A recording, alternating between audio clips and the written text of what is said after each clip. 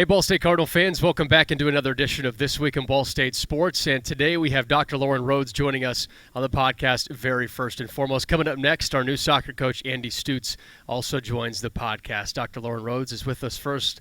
Lauren, really appreciate your time and thank you, and welcome to Ball State officially. Oh, goodness. Thank you for having me. And I love that I get to go before Coach Stoots. He may be you may be a bigger fan of his than you are of me. No, I don't know. Everybody on this podcast, usually everybody's been a pretty big fan of, so I think you're in good shape. Dr. Rhodes, what has it been like for you so far to jump into everything here at Ball State in your new role? It's been amazing. The community has been extremely welcoming. I absolutely love working alongside Jeff Mitchell and the executive team and senior team here.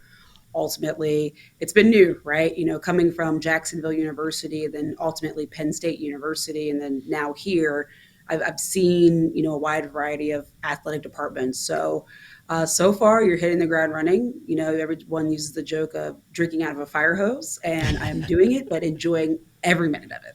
So your title, Senior Associate AD for Administration, COO, what does that all entail at this point before you really hit the summertime and you have these first few months to go during this semester?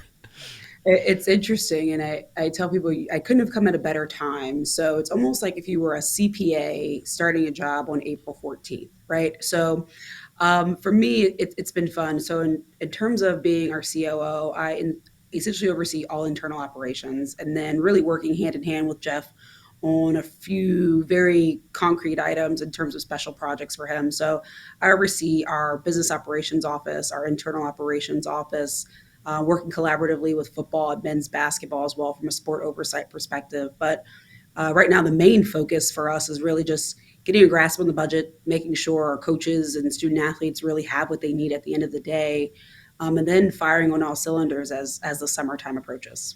We were talking about it right before we jumped on the air, but just like your background in your office, it's a blank canvas for you to start and roll with here.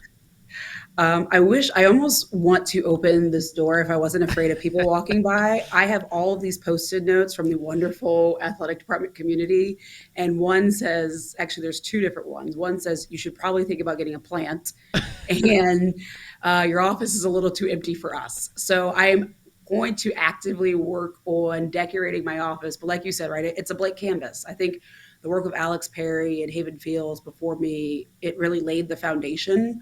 And now it's just how do we enhance that, improve upon it moving forward, and really following the direction of what Jeff needs. So like you said, right, it's a blank canvas. There are so many great people here, so many great departments and coaches to where the sky is the limit for Ball State. And like my office, I can't wait to sort of just add to the story as we go. You could bring the Post-it notes into your office. That would help open up the vibe a little bit. That's a good idea. But right now I'm realizing that they're sort of inviting. So people are walking and reading them, and it forces sort of the conversation. So right now I like them. I'm thinking about making them in their own little canvas, if you will, and adding it to my wall in like a framed photo is my current thought. That's a really cool idea. I like that. Dr. Rhodes, what drew you to Muncie? I said this on the interview. I said this to President Mearns as well. I thoroughly believe in Jeff Mitchell. I had the privilege of getting to know Jeff through our NCAA Pathway program now for a little over 4 years. And I jokingly said then, Jeff, if there's an opportunity to work alongside you in any capacity, please remember my name. And I remember during my transition work-wise, Jeff gave a call and said, do you remember what you said about, the opportunity to work alongside me? And here we are today. So it's been amazing. People say, what drew you to Muncie? I'm not familiar with the area. My husband, though, he is from Walkerton, Indiana, just outside of South Bend. So he was a little bit familiar with it. But for me, it was Jeff. And then after Jeff, it was listening, like I said, to the executive staff, people reaching out from the beginning. The Hillenberg family has been phenomenal, and just how welcoming they are. Dr. Blom included as well. So it's been great. Jeff Mitchell, the executive staff, and the people have made it worthwhile so far. So those phone conversations with Jeff during this process had to be pretty cool. Like, hey, remember when you said this? I did. It made you laugh, and then we sort of had fun. So we're in a group chat with our cohort, and we sort of had fun. And I said, stay tuned for some fun news ahead. And our cohort kept asking, what's the news? What's the news? And I wrote, my new boss is adamant that I let you all know before the public knows. And then the moment that it came out, that I was joining Jeff here at Ball State, our group chat, it blew up. Everyone is excited. It's been amazing, just the amount of positive feedback I've received in joining the staff here. So, with at Penn State, you served as the deputy AD for student athlete welfare and development. How do you think all the different experiences that you've had in the past have helped put you in a position to do this role at Ball State? So my favorite part is I've had the privilege of serving in different capacities, right? So at a Jacksonville University, it's a smaller private institution. The athletic director there, Alex Ricker Gilbert, is still a good friend today. He honestly gave me the opportunity to run, in fact, sprint, in terms of helping him lead the department and run certain areas. And I think that served as a true foundation for where I could go next.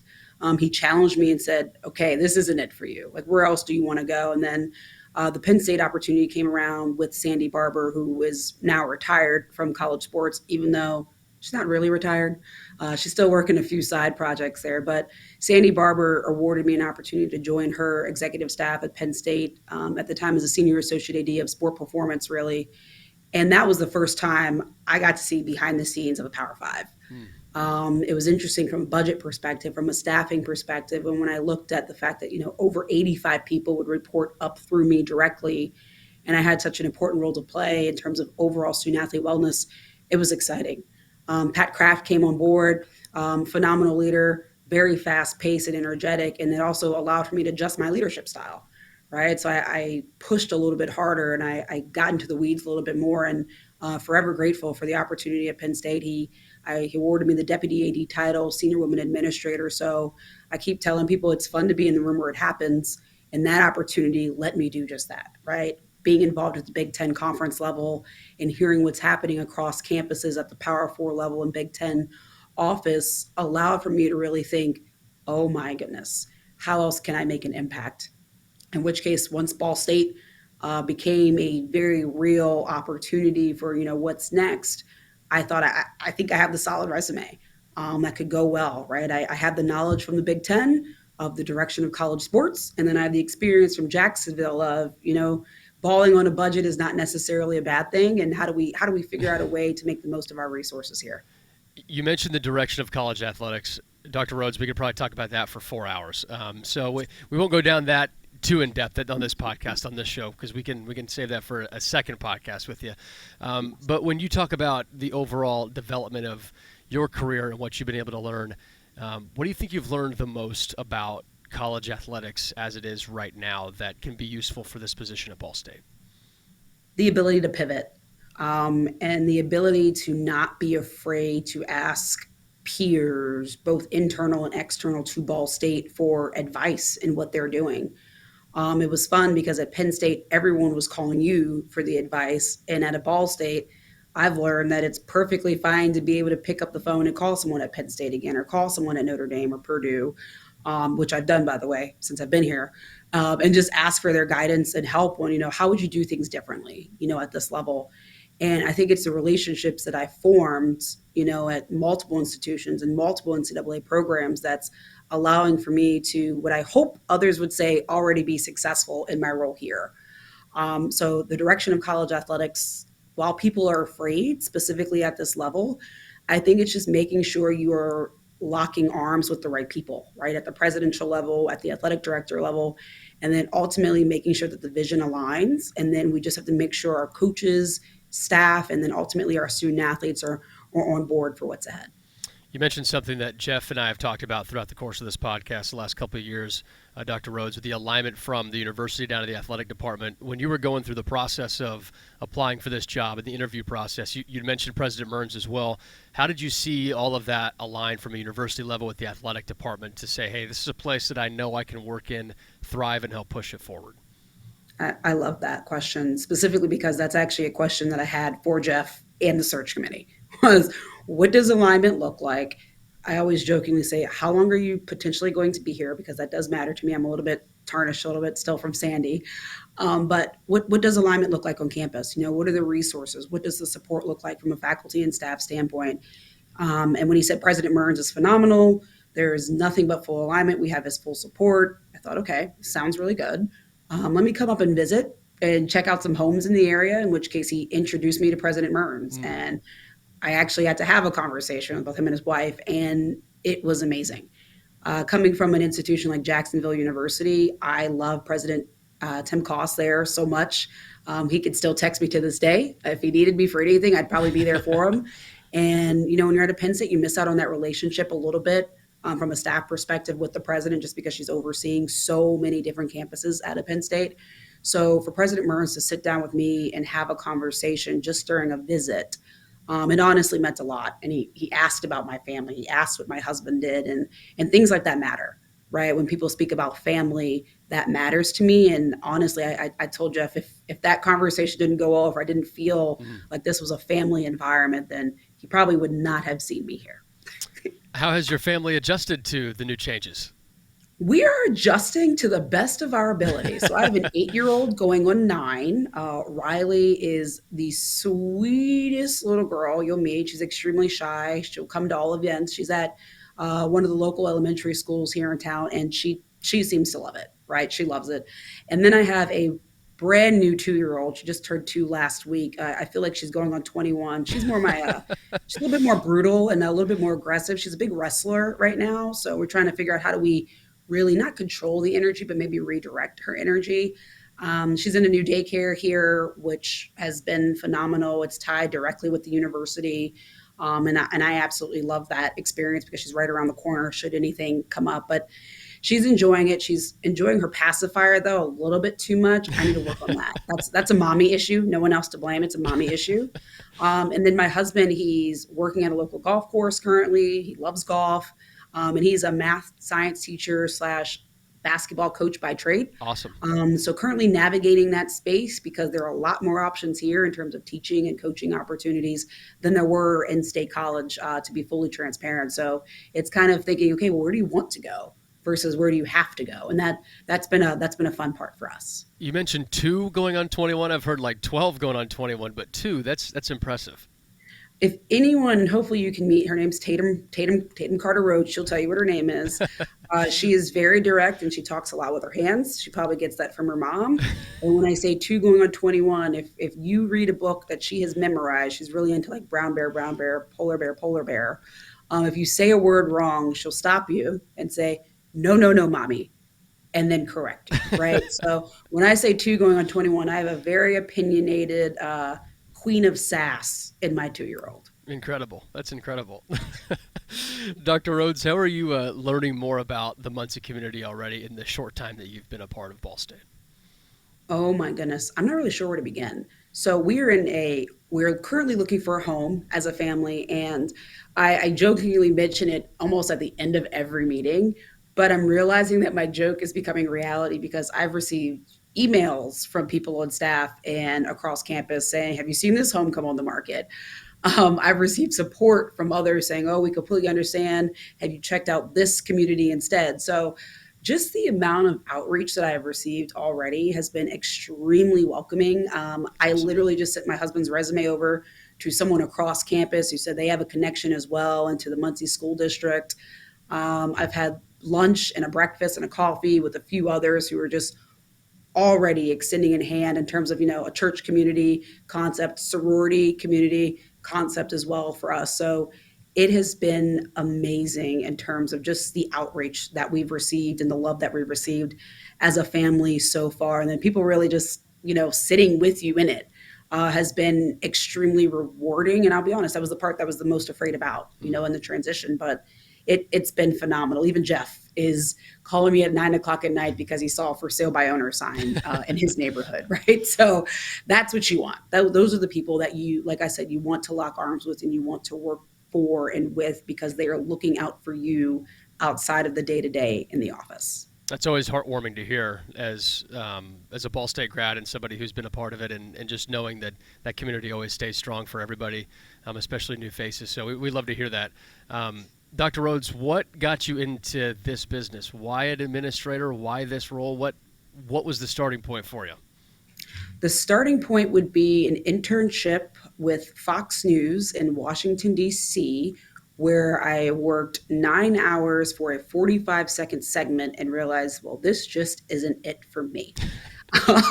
And that led to a conversation with my then University of Maryland advisor, later Georgetown advisor slash confidant, and saying, okay, what other things in sports can I do? Because I really love sports. I love competition. I love seeing others be successful and strive.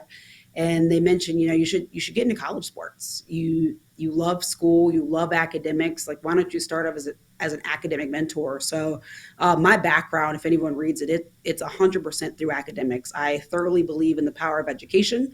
I think at a school like Ball State specifically, what this degree can do for you, especially because it is affordable in higher education these days, that's a thing that's a little bit missed, I think. But just what you can do with education matters to me. So I came up through academics, starting off as an academic mentor, and then slowly just started to oversee more and more. I started with men's basketball, and while a lot of people usually turn the other way, I just kept wanting more. And I think that's how I always operated. I always raise my hand to take on more. I always want to do more because I think that I can make an impact. And at the end of the day, I genuinely want to serve the young population that we have the privilege of serving in college sports. Oh, that's fantastic. Well, Dr. Rhodes, before we let you go here, is there anything else you think the Muncie community would like to know about you as a person, as a coworker, anything that comes to mind? Honestly, we're just glad to be here. I cannot be any more grateful to Jeff. And I know I keep saying that, but I cannot be more grateful to Jeff and President Mearns and literally this entire athletic department so far, and how they've opened their arms, and how they've extended grace right through the transition that we're going through. It's a special place. And I think I keep saying I'm going to send this out to everyone because Ball State is a special place. And I think there's a reason why we keep getting poached for our student athletes, poached from our coaches, and poached from staff, because this is such an amazing institution and honestly athletic department. So for me, it's just, if you see us out in the public, say hi. We're always open to meeting new faces. And then if you have not come to a Ball State athletics event, the weather is getting great outside, so please come see a little bit of tennis, some baseball, some softball, and then hopefully we see everyone out in the fall. But once again, just really excited, humbled, and honored to be a part of the community.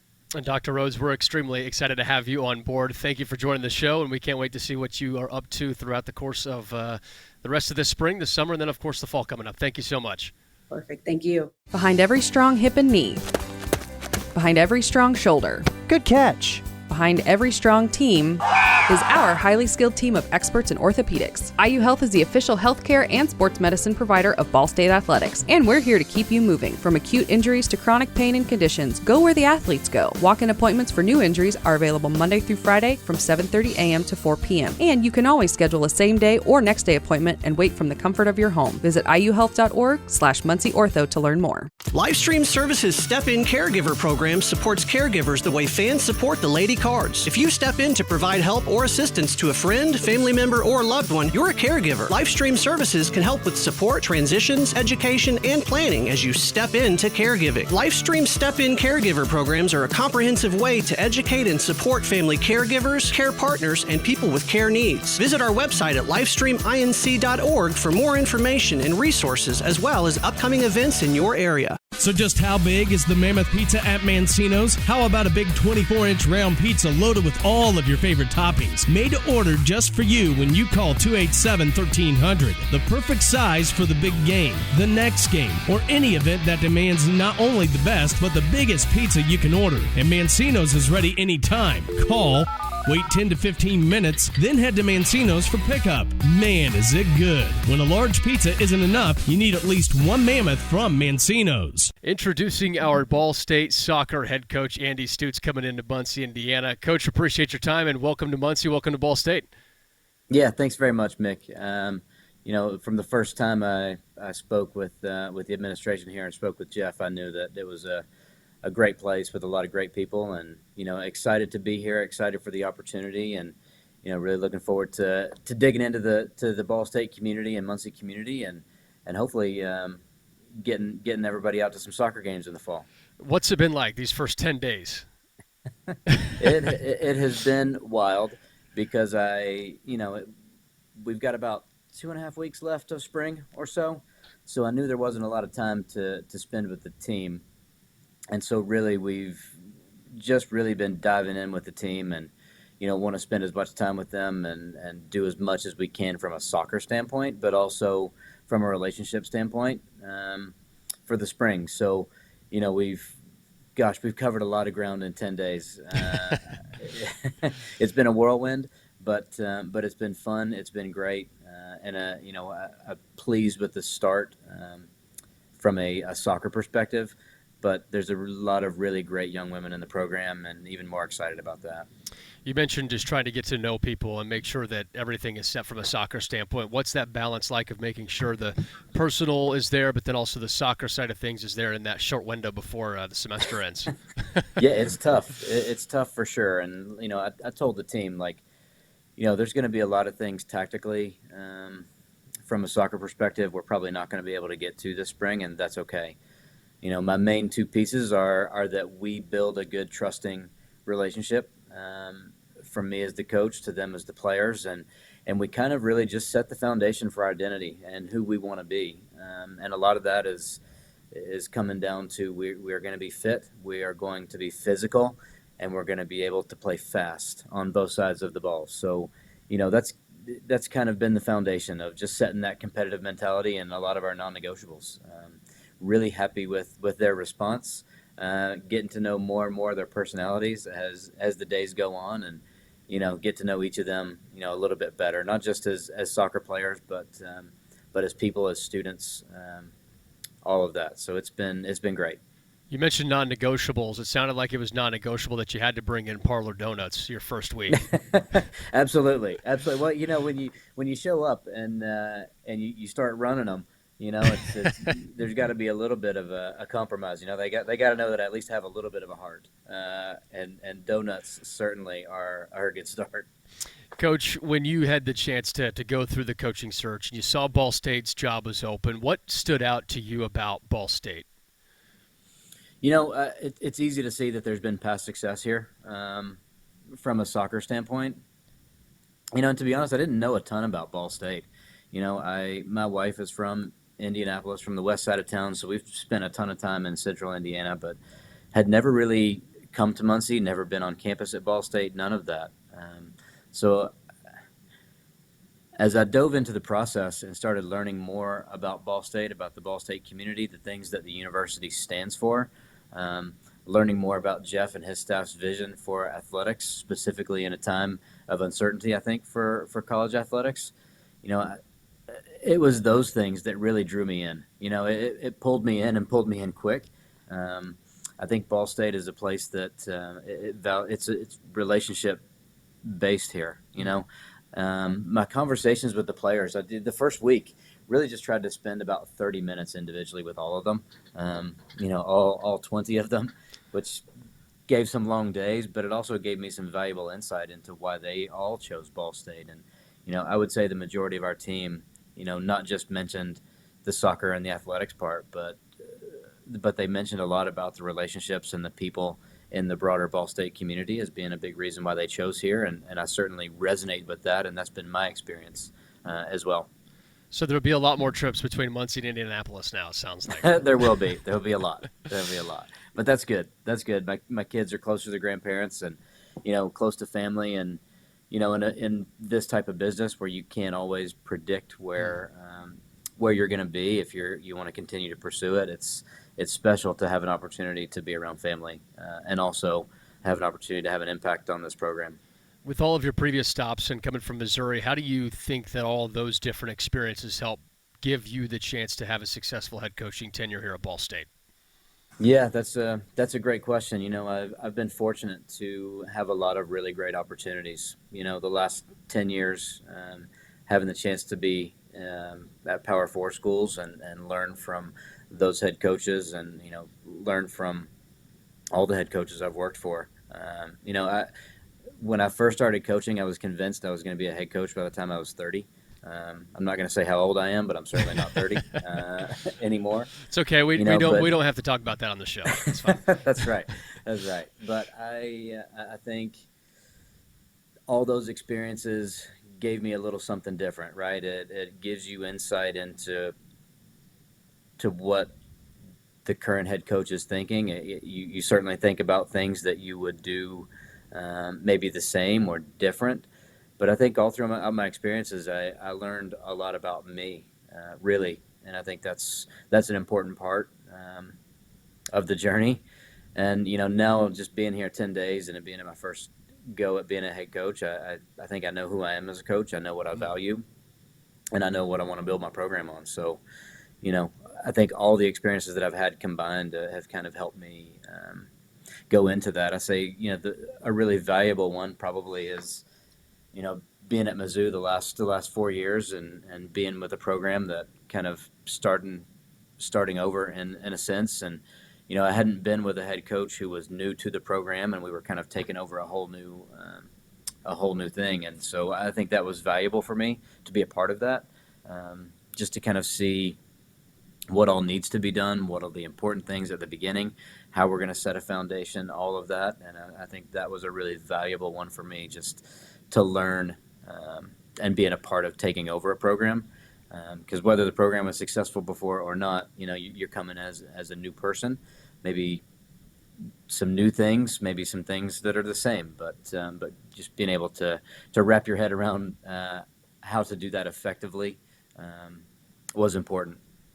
For you, having all this experience as an assistant coach and now in the driver's seat as the head coach, when you're building a staff now here at Ball State, you've been an assistant, you know what those roles are like. How are you trying to make sure that you build a staff that makes sense for your vision for the program and then also the student athletes?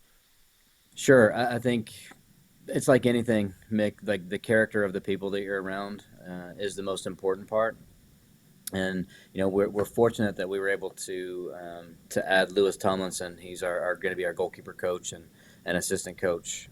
Coming up, we have one spot that's open. I'm hoping that gets filled in the next 24 hours. But I think it's looking at the right character of the people, because we spend a lot of time around our young women, a lot of time around the athletes. And, just for me, that's kind of the non-negotiable is you have the right character, that you are you buy into the values of our team, the core values, and and then beyond that, are you a good coach? Can you effectively work on a team and have low ego and high output? So I think that's kind of how I've tried to shape our staff, and really happy with how it's coming together, and would be really excited if we could get the last role filled very soon, because I think we have some good candidates for that. Candidates that I would love for our young women to be able to be around and work with. So for me, it's more so the character than anything else, and then we'll kind of dive in with the coaching and the work rate and all of that sort of stuff. But it's a relationship-based business that we're in, and really for the most part, I just want to make sure we have the right people. I have a feeling I know what you're going to say for this next one, Coach, but through your 22 years of coaching experience, what would you say you've learned the most about the coaching business in soccer? That I don't know everything.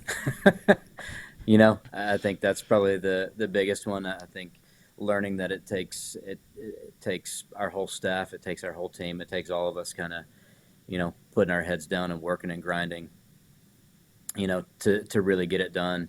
But beyond that, I think it is the relationships that you build with your staff, with your team, that are the most important, that will be the longest lasting.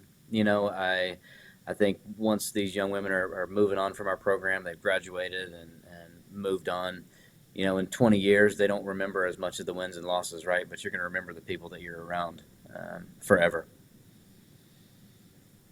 When you look at this opportunity here at Ball State, and you mentioned the past success that the program has had, and putting everything into place, getting your staff into order, what are the summer months going to look like to make sure that everything is ready to go in the fall for this team? I think there's going to be a lot of planning. I think there's going to be a lot of moving also, because I'm hoping that my family, we get moved in the summer. So that's going to be a big part of our summer. But summer's interesting for our sport specifically because we probably have the shortest preseason of any Division I sport, which hopefully it will change in the following years. But this summer it won't. So, relying on the players, really instilling in them that we're going to trust them to do the work and do the fitness and be ready to go when we start in August. But we're going to do a ton of planning as a staff, ton of recruiting as a staff. our main recruiting period is kind of in that fall range, just in terms of visits and all that. So, we're going to be doing a ton of planning for on the field and off the field. It's going to be a busy summer. We will have some camps, so if anybody out there is listening and interested in our day camps, we will have some of those. We don't have specific dates just yet, but they will be out there soon. But there's going to be a lot of planning in the summer. There's no doubt about it, because our season it's a lot of games in a short time, and we just want to make sure that we're prepared, organized, and have a plan. Yeah, like you mentioned, the shortest window to get ready for that season. Yeah. Coach, you mentioned you have kids. What sports do they play? Any soccer fans in your family too? There has to be, right? Yeah, no soccer right now. They've all tried it. They've all given it a shot, but I'll give it to them. They've tried it. I think they probably have gravitated to other things because they know that the things they've gravitated to, I don't know anything about, and that's probably helpful for them, that I can't critique them as well. All I can do is show up and cheer them on and support them, and all of that. So my oldest son, Ethan, plays football. He'll be a senior in high school coming up this next year. So really brave of him to buy into being on the move as a senior in high school. He's played cornerback, wide receiver, kind of done a little bit of both of those. And he also plays lacrosse, which I tell people I love watching him play lacrosse more than anything else, because he plays lacrosse like a football player. Oh. Lots of contact, lots of physicality, all of that. So really enjoy watching him do his thing and watching him play. And then I have a daughter. She's 15. She's a freshman in high school, and she is really big into equestrian. So she does saddle seat riding. It's an English style of riding, and she spends a ton of time at the barn, doing all the barn things. I wish I knew what exactly those were, but I do not. A lot of cleaning and a lot of spending time with the horses. So she loves that, and been really invested in that since she was probably like 6 or 7. So That's awesome. It's been kind of her thing. And then my youngest son, he is 7, and he is big into ice hockey and loves everything racing. So he is so fired up to be close to the Indy 500. It's a little bit wild. So he loves that.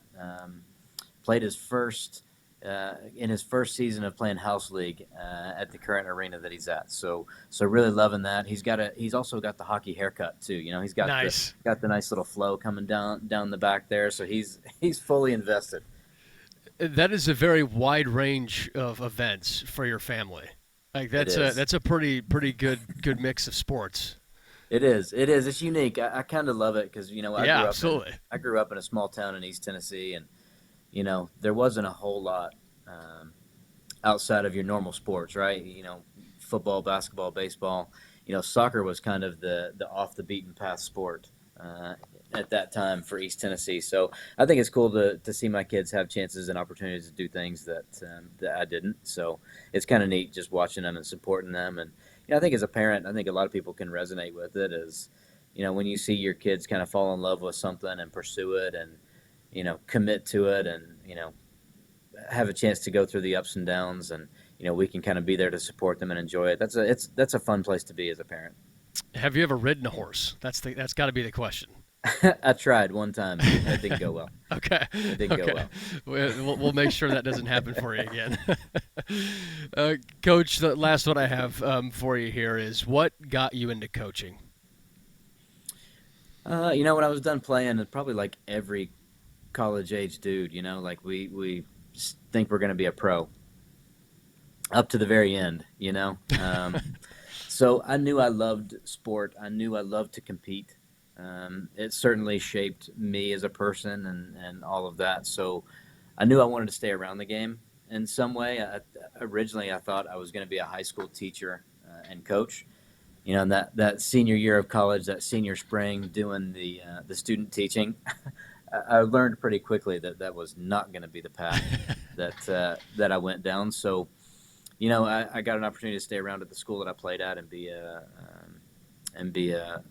student assistant coach essentially, and really just fell in love with coaching. Fell in love with the camaraderie that you have as a coach, the atmosphere, and the opportunity to have an impact on people's lives. So, I got started right out of the bat there from from playing and got right into coaching. And it's like you said, it's been 22 years. I can't believe it's been 22 years, but it has. And I think the same reasons for me that got me into coaching are still the same reasons today that I continue on. Coach, is there anything else you want Ball State fans to know about you, your family, your coaching style, what this Ball State soccer team will be? Anything that comes to mind that you want Ball State community members to know? Yeah, I hope my family will be at a lot of the games. I think that's the idea. I think what we're doing here is we're really developing, shaping young women to go off into the world after they're done with soccer and really continue on with their life after sport, and know that they can accomplish great things. They can go through hard things, and really be ready to take on whatever life throws at them once they leave our program. I think from a playing style standpoint, I hope that we are going to be tough. We're going to be gritty. We're going to be fit. We're going to be fun to watch because we want to play a very fast style of game.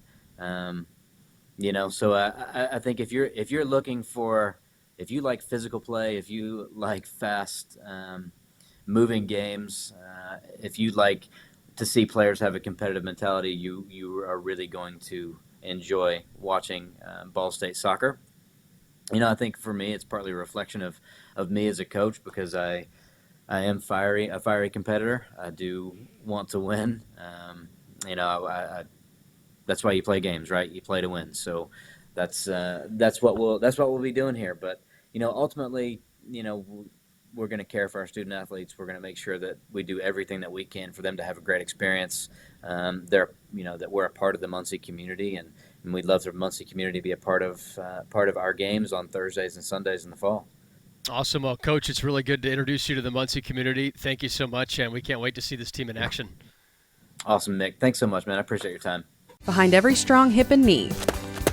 Behind every strong shoulder. Good catch. Behind every strong team is our highly skilled team of experts in orthopedics. IU Health is the official healthcare and sports medicine provider of Ball State Athletics, and we're here to keep you moving. From acute injuries to chronic pain and conditions, go where the athletes go. Walk-in appointments for new injuries are available Monday through Friday from 7:30 a.m. to 4 p.m. And you can always schedule a same-day or next-day appointment and wait from the comfort of your home. Visit iuhealth.org/MuncieOrtho to learn more. Livestream Services Step-In Caregiver program supports caregivers the way fans support the Lady Cards. If you step in to provide help or assistance to a friend, family member, or loved one, you're a caregiver. Livestream Services can help with support, transitions, education, and planning as you step into caregiving. Livestream Step-In Caregiver programs are a comprehensive way to educate and support family caregivers, care partners, and people with care needs. Visit our website at livestreaminc.org for more information and resources, as well as upcoming events in your area. So just how big is the Mammoth Pizza at Mancino's? How about a big 24-inch round pizza loaded with all of your favorite toppings? Made to order just for you when you call 287-1300. The perfect size for the big game,